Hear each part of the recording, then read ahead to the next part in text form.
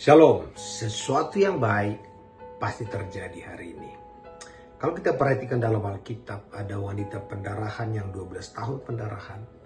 Dan dia katakan, kalau aku jamah jubah Yesus, maka aku akan sembuh.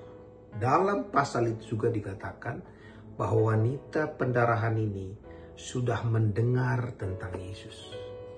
Dan Yesus katakan kepada wanita ini setelah sembuh, imanmu telah menyembuhkan engkau. Kita perhatikan di sana, wanita ini tidak pernah belajar iman, tidak tahu itu iman apa. Yang diketahui oleh wanita ini ada dua. Yang pertama, bahwa Yesus memiliki kuasa untuk menyembuhkan. Yang kedua, Yesus itu baik. Dan waktu dia punya kedua hal ini, maka Tuhan katakan, imanmu telah menyembuhkan engkau.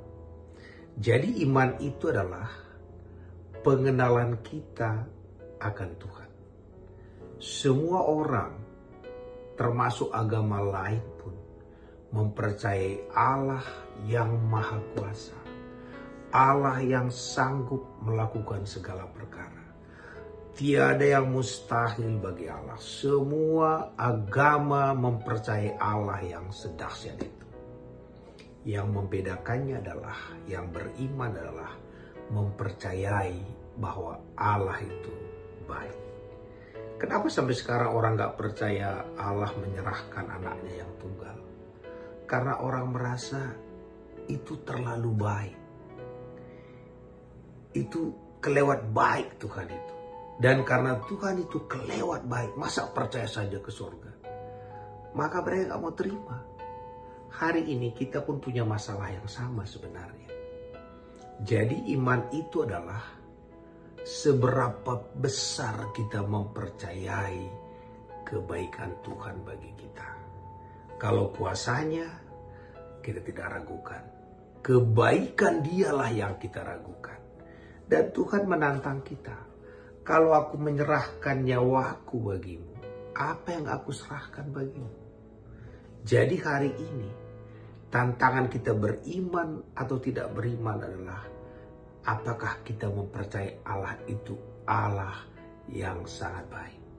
Dan Alkitab mengatakan, walaupun bapa dan ibu melupakan engkau, aku tidak akan melupakan engkau. Walaupun gunung-gunung berancak, lautan bergelora, kasih setiaku tidak akan pernah beranjak daripadamu. Waktu kita meyakini Allah sangat baik bagi kita, itulah kita beriman. Kebaikan Allah itulah level iman kita. Dan kalau kita tahu Allah itu baik, kita berani untuk datang dan meminta kepadanya. Sekarang bandingkan, kalau dia rela menyerahkan nyawanya bagi kita, kenapa kita masih mempertanyakan kebaikan Tuhan? Dia menyerahkan nyawanya ketika kita semua masih berdosa. Apalagi hari ini kita anaknya. Maka kita mengatakan, kalau anakmu, kalau bapa yang di bumi, bapamu yang jahat di bumi aja tahu memberikan apa yang baik kepada anaknya, apalagi bapamu yang di sorga. Dan karena begitu baiknya, rambut di kepala kita pun dihitungnya. Karena begitu baiknya, dia sudah mengukir kita di kelopak matanya. Di tangan dia ada kita. Karena itu hari ini, lihat selalu bahwa dia Allah yang sangat baik. Kalau kita perhatikan pelangi. Pelangi itu melambangkan Allah tidak pernah murka lagi dengan menggunakan air bah. Tetapi Allah membuat poster yang sangat besar. Pelangi itu seluruh umat manusia bisa melihat. Dan apa tulisan di sana? Aku tidak akan memunahkan lagi manusia dengan cara air bah.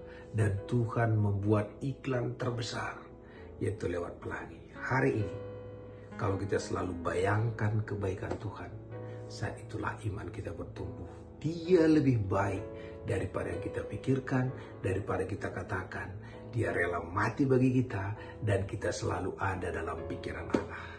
Terpuji nama Tuhan.